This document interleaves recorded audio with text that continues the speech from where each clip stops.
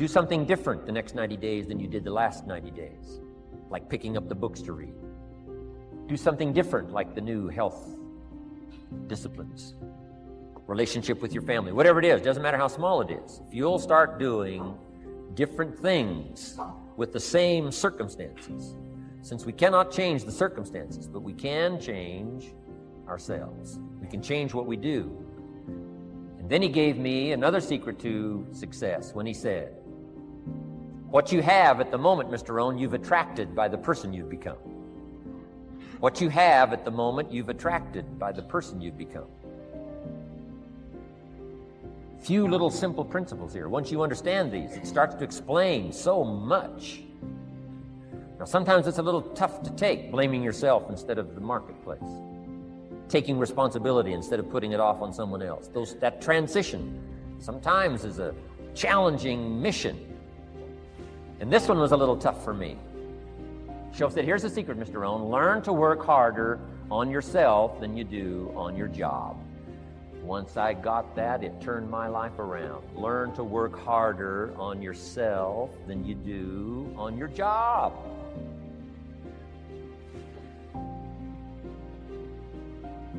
He said, if you work hard on your job, you'll make a living. If you work hard on yourself, you can make a fortune. Wow. If you would have known me at age 25, you would have said, Jim Rohn's a hard worker. If you'd have known me, you'd have said that. I'm the guy, I don't mind coming a little bit early, staying a little bit late, I don't mind that. You'd have said, well, Jim Rohn's a hard worker.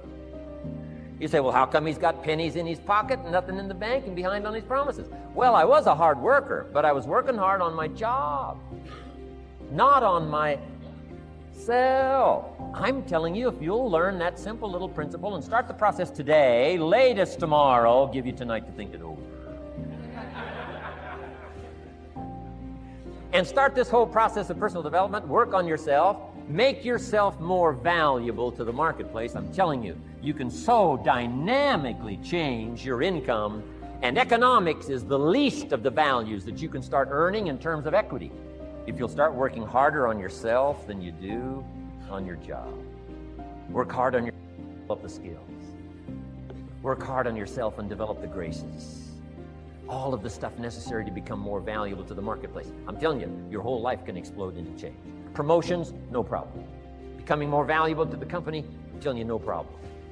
Money, no problem. Economics, no problem. Future, no problem. If you just go to work on the right thing. Not get things out there to change. Don't try to change the seed. Don't change the soil.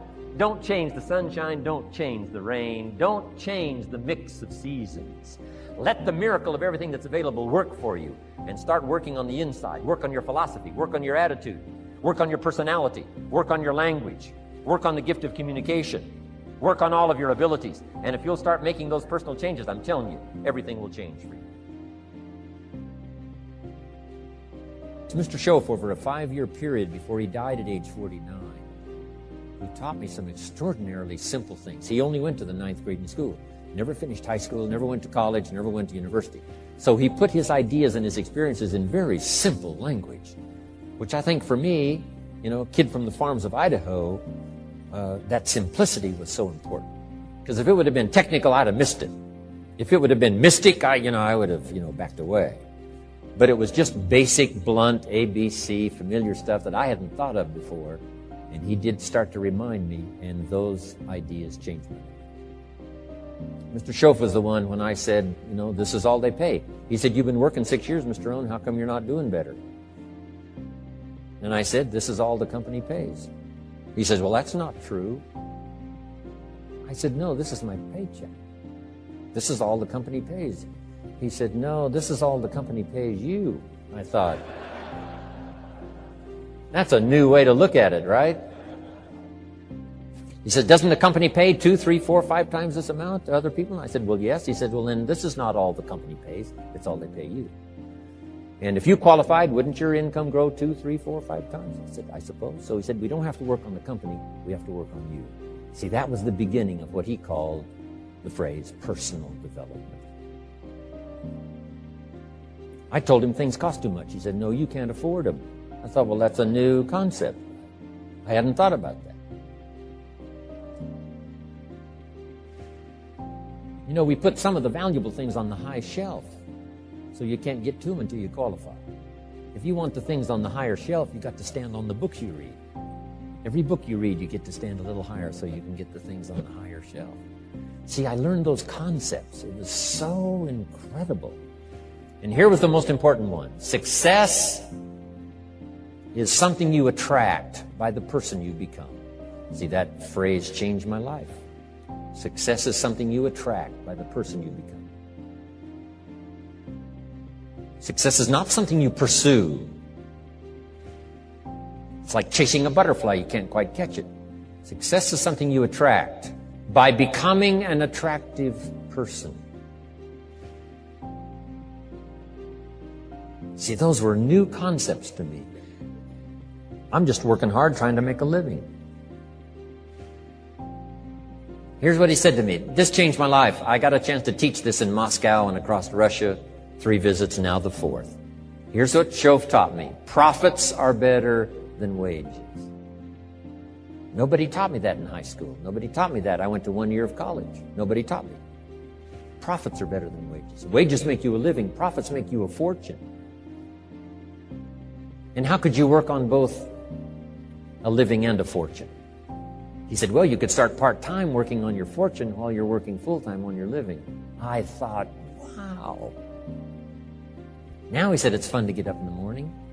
Not just getting up, go to work to pay the rent, but to get up to go to work to make a fortune. First, to make a living for my family. Second, to make a fortune. And he taught me how to make both a living and a fortune. Guess what I did? I learned how to make both a living and a fortune. And I found out anybody could do it once they get the information. And at age 25, I started receiving this extraordinary information. Here's what he said. Your income is directly related to your philosophy, not to the economy. I thought, no one ever told me that. I kept hoping the economy would change. He said, no, your philosophy has to change. I assured him that I had my fingers crossed. He said, that won't help. Then what could I do to change my income and multiply it by 2, by 3, by 5, by 10, and then multiply it by 10 again? What could I do? And he started giving me the disciplines and the process of learning the skills to change my life. This was an extraordinary man. Those were extraordinary times for me. Life-changing in every manner that you can imagine. But very simple ABC concepts. Here's what I learned. Not to search for the exotic until you've discovered the basic. And those basic philosophies that he shared with me during that time were life-changing. Success is something you attract by the person you become. Success is not something you pursue, chase, run after. Success is something you develop, something you become. You attract success. So the whole key to unlock all the treasures, whether it's economic treasures or spiritual treasures, financial, social, personal, every way you can possibly think of, is by your own personal development. And then he added one more, which is so important, and it's probably worth the price of the seminar.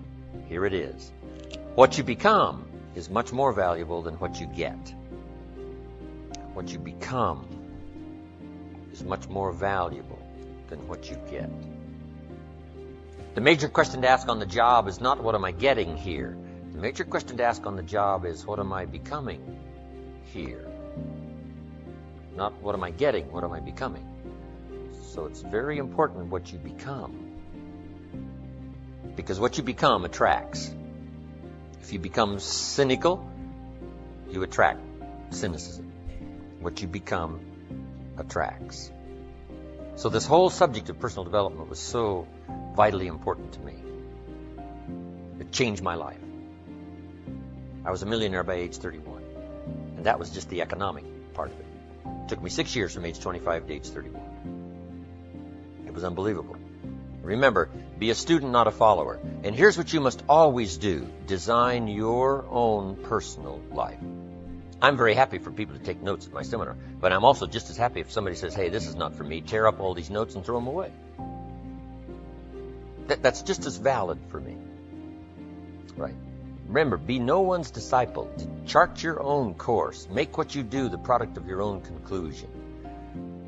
What I'm saying here is be your own person. You don't have to be a model of someone else. You don't have to do it like anybody else. Right? Do it like yourself. Buy what you want to buy. Listen to what you want to listen to. Make changes if you want to make changes, and don't make changes. Right? It's your life. I'm telling you. And don't let anybody persuade you any different. Success is not a stereotype. Success is not a Ferrari. Success is not an automobile. It's not a house. It's not a place. It's not money in the bank. It's not $1 million. That's not success. Success is the continual unfolding of the design of your own life and pulling it off. That's what success is. The continual unfolding of the design of your own personal life and pulling it off in whatever degree you wish. That is success. Successful in doing whatever you want to do that makes sense to you, for you, your family, your responsibilities. We'll take on responsibilities or refuse responsibilities. That's strictly all up to you. We've been given the power of choice. Every life form except human beings operates by instinct in the genetic code. Now, why not human beings? Because here it is. We've been given the dignity of choice. We're not like a robot.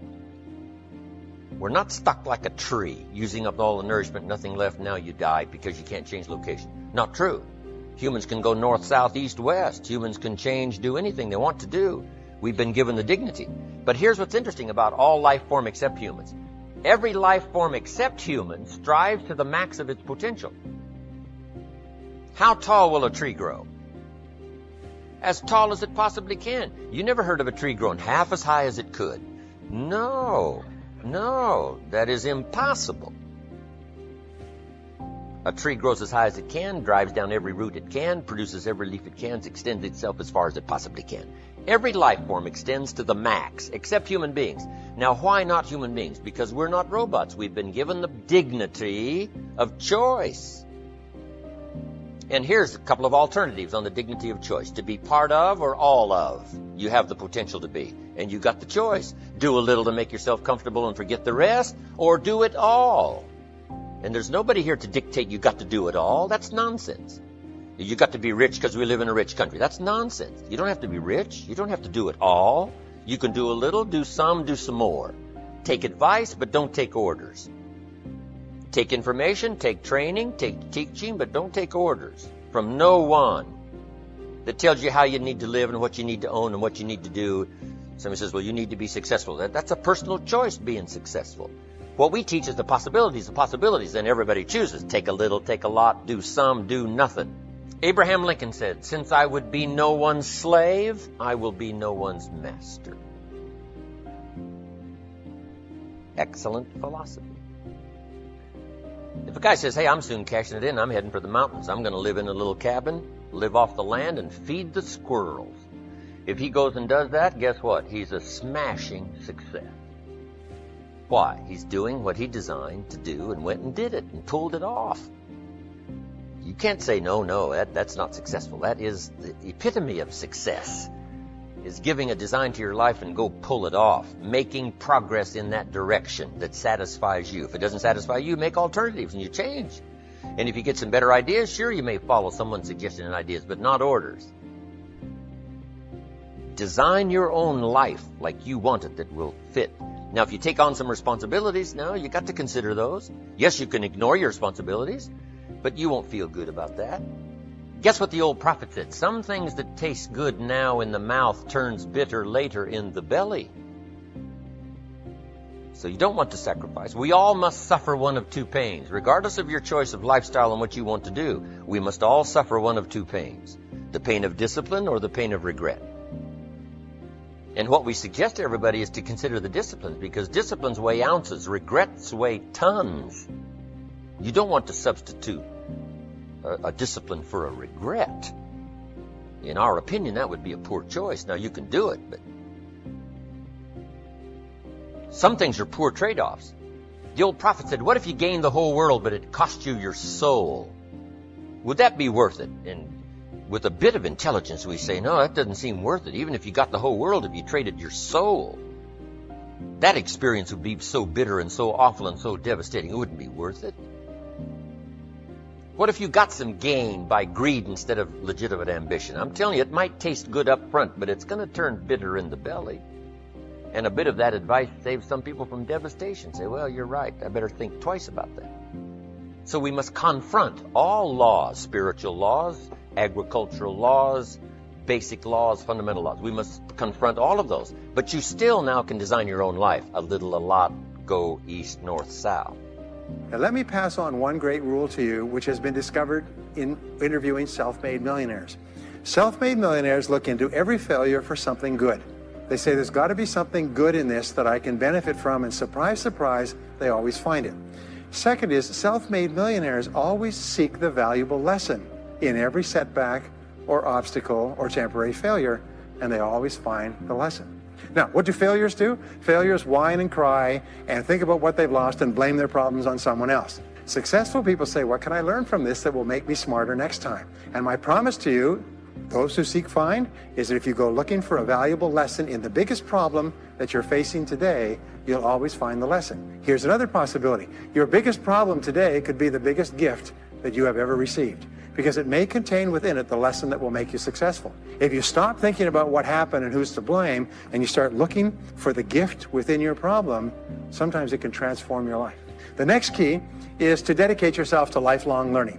Now, what takes you from rags to riches is personal development, personal and professional development. In the 21st century, as Peter Drucker says, knowledge and skill are the keys to the 21st century.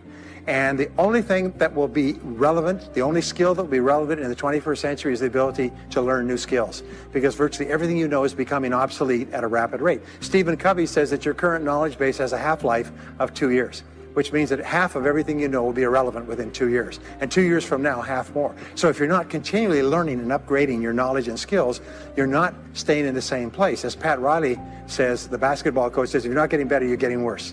If you're not constantly learning, you're actually falling behind. So here are the 3 keys to continuous learning. Number 1 is read in your field 30 to 60 minutes each day. In other words, turn off the television, turn off the radio, put aside the newspaper, and just read in your field. The very best places to read, by the way, are books. Read books, the best-selling books written by the most successful people in your field, because books contain a wealth of riches that can enable you to function at a far higher level, to get much better results than you could before. So read 30 to 60 minutes a day. I've had people tell me, countless people over the years, that reading an hour a day has doubled and tripled their income within a year. The second thing you do is take every course that you possibly can. The courses and seminars that are available to you in your field, that are given by professionals, that are courses that have been developed over years and years and years. They have been tested and tested and tested. The person who is talking to you for several hours has spent thousands of hours learning their subject. They have dry tested this or done test runs with thousands of other people. When you take a course, you can learn enough information in 1 or 2 days, more than you could learn in 2 or 3 years or maybe even a lifetime, all distilled and put together. People say, I can't afford a course. You cannot afford not to buy books. You can't afford not to go to courses. Some years ago, I had a dentist, and he was a very successful dentist. I was recommended to me by a friend. And this dentist retired at the age of 53. And just before he retired, he sold his practice for about $2 million. Just before he retired, he told me why. He said about 8 years before, he had attended a dental congress in Hong Kong. This is from California. He'd flown all the way to Hong Kong to attend this international dental congress because there were specialists giving private lectures, sort of plenary sessions on the side. And he attended this session, and it was on a particular technique of cosmetic surgery that this dentist had developed that no one else knew, where you could basically straighten out a person's entire front jaw so they look beautiful at a very low cost, at a very high level of effectiveness. He came back and he began implementing this in his practice. People began flying from 500 to 1,000 miles away. Every dentist sent their families, members, and themselves to this dentist. He was able to charge whatever he wanted to charge. He said 8 years later, he retired as a self-made millionaire at the age of 53 to enjoy his money for the rest of his life from what he learned from one session at one convention at one course. Now, that is a true story, and maybe it's an exception, but you can never tell where the information is going to come from. The third way that you can upgrade your skills is listen to audio programs in your car. The average driver drives 500 to 1,000 hours a year, 25 to 50,000 miles. If you listen to audio programs in your car, according to the University of Southern California, you will get the equivalent of almost full-time university attendance just listening to learning material as you drive around. It can totally and profoundly change your life. Very, very important. Here's an interesting point. The more you commit yourself to becoming the best person you can be, the more you like yourself and respect yourself, the more energy you have, the bigger goals you set for yourself, the more you persist. When you invest in yourself and you read and learn and upgrade your skills, you're telling yourself, wow, I am a person with a great future, and it's up to me to maximize my potential. And your self-esteem goes up, your self-respect goes up, your sense of personal pride goes up, and you started to get promoted more and paid more in every part of your life. Get around the right people. This is a key for becoming a self-made millionaire. Dr. David McClellan at Harvard did studies for 25 years looking into why it is that some people succeeded greatly in life. What he found was as much as 99% of your success in life is going to be determined by what he called your reference group. Your reference group are the people with whom you habitually associate. They're the people that you associate with at work, the people you associate with home, your church, your political party, your social circle. What he found in working with people is that changing a person's reference group totally transformed the way they think. Why? It's because we are like chameleons, and we absorb through the skin the attitudes, the opinions, the behaviors, the style of dress, the style of speech of the people with whom we associate most of the time. If you start to associate with winners most of the time, you find that they have a totally different worldview. They're positive, they're upbeat, they're focused, they're learning, they're growing, they're positive at what they're doing, and you start to become like that. Next is be prepared to climb from peak to peak. One of the keys to becoming a self-made millionaire is to realize that life is never one continuous train, it's always up and down. So it goes up. Like if you climb a mountain peak, you have to go down into the valley before you climb the next peak. So all of life is cycles and trends. All of life is cycles and trends, and there's up cycles and there's down cycles, and there's up trends and there's down trends. The question is, what is the general direction of your trends? We say this, is that life is 2 steps forward and 1 step back. Successful people focus on the 2 steps forward, and then they protect themselves on the downside, so that each time there's a step back, they're still further ahead than they were before. The next one, which is to develop resilience and bounce back. Developing resilience and bouncing back is one of the key qualities of self-made millionaires, because as I said right at the beginning, most things won't work. This is a very interesting point, is that you're going to be knocked down over and over again. And what we know, as my friend Charlie Jones says, is you have to bounce, don't break. And when things go wrong, bounce. And so what I learned many years ago was this interesting technique of what is called mental rehearsal. And mental rehearsal says that you mentally prepare for the inevitable downturns before they occur. So you say, all right, in the course of life, things are going to go wrong, but when they do, I'm not going to become upset. I'm not going to get mad or angry or anything else. I am just going to take it and learn from it and pick myself up and keep going. Sometimes I ask this question, does anybody here have any problems?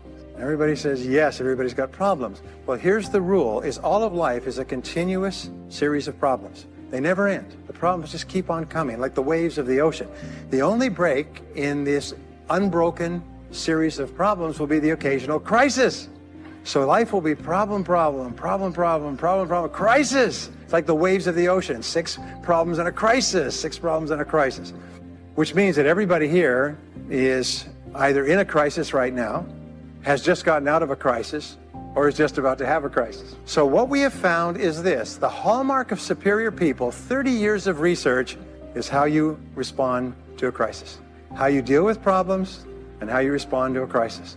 And what we have found is this, is superior people look for the solution to every problem. They don't allow themselves to become upset and angry. When something goes wrong, they say, okay, what's the solution? And they become intensely solution-oriented. When you have a very intense problem, that stimulates creativity to solve the problem. So what you do is you write and define the problem clearly. If you have a problem, you say, wait a minute, what is my problem? What is it that I'm worried about? And write it down. And the very act of defining a problem clearly often triggers the solution to the problem.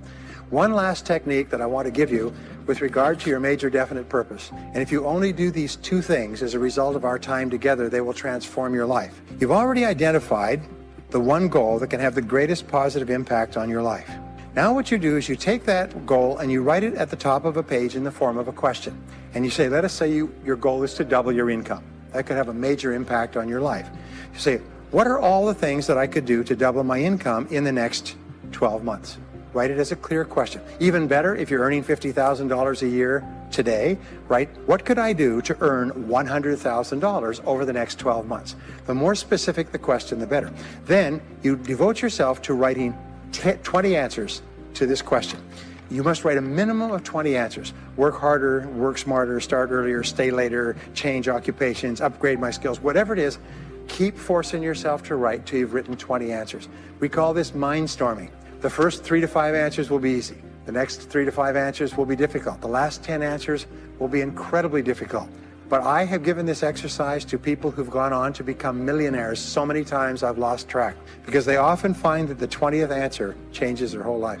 And if you've ever done this once, it's absolutely staggering. More people have become millionaires with this simple idea of mindstorming, what I call the 20 idea method, than any other single method of creative thinking ever discovered. Once you've got your 20 answers, pick one answer and take action on it immediately. Once you've got, it doesn't matter what it is, just take one answer and take action on it, and that will keep you thinking and acting creatively all day long. The next key to becoming a self-made millionaire is to become an unshakable optimist. Unshakable optimist means that you think and talk about what you want most of the time. Optimists think and talk about what they want. They look for the good in every situation. They seek the valuable lesson. They're constantly feeding their mind with great ideas, which opens up new perspectives. What I have found is that optimists have 3 wonderful qualities.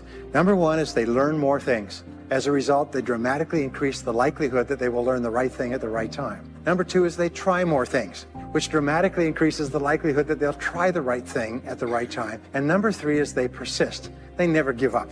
Optimists make a decision that once they've decided they're going to become wealthy, they just never stop until they achieve that goal. Now, will they have many setbacks and obstacles and difficulties? Do you know that almost everybody succeeds in a different direction from what they originally intended or from what they originally thought? But they just keep going. Almost like a football player running down the field, running, blocking, changing, moving back, forward, continually, but never loses sight of the goal. So optimists learn more things, try more things, and persist longer. I want to leave you with the last 2 qualities of self-made millionaires. Second to the last quality is that they develop the qualities of courage and persistence. I said before, the biggest single obstacle to success is the fear of failure. The antidote to the fear of failure is the habit of courage. And what we know is that you need 2 types of courage to succeed. The first type of courage is the courage to begin. It's the courage to launch with no guarantees of success. Someone once said that if all obstacles must first be removed, nothing will ever get done. So successful people are willing to think, plan, make decisions, and then take action with no guarantees. We say leap and the net will appear. Take action with no guarantees and then learn. The second part of courage is the courage to endure. It's the courage to persist. It's the courage to keep on keeping on. It's to make the decision in advance that you will never give up. No matter what happens, you will never give up. You will get knocked down over and over again, but you'll never give up. And the interesting thing is, if you make that decision in advance, you'll find yourself continually bouncing back. So courage means the courage to begin and the courage to endure. And the final quality of self-made millionaires, and Napoleon Hill called this the master key to riches. After studying 500 of the richest people in American history, he said it's the quality of self-discipline. It's the ability to make yourself do what you should do, when you should do it, whether you feel like it or not. The quality of self-discipline is the quality that will make you a big success. It's the ability to force yourself to do what you know you should do. And here is the wonderful discovery. Is persistence is self-discipline in action. Every time you persist, you build your self-discipline. Every time you practice self-discipline, you build your ability to persist. And the 2 of them are tied into your self-esteem. So the more you persist, the more you like yourself. And the more you like yourself, the more discipline you have. And the more discipline you have in practice, the more you like yourself. As a result, the more you persist. And eventually you get onto an upward spiral where you become absolutely unstoppable. You reach the point where you know you can achieve the goal and nothing in the world can stop you. And every step that you take forward makes you stronger and stronger and stronger, until finally people say, I know one thing about him, I know one thing about her. You cannot stop him or her. Once they decided they want something, they will not stop until they get it. And when you develop that quality, there will be nothing that is impossible to you. So let me just leave you with these last points. We're living at the very best time in all of human history. More people are going to make more money in the next few years than have ever been made in all of human history. More people are going to become millionaires and are becoming millionaires today at a faster rate than we've ever thought possible. And no one is better than you, and no one is smarter than you. And if you do what other self-made millionaires do, then nothing in the world can stop you from eventually getting the same results as other self-made millionaires. And I hope you do.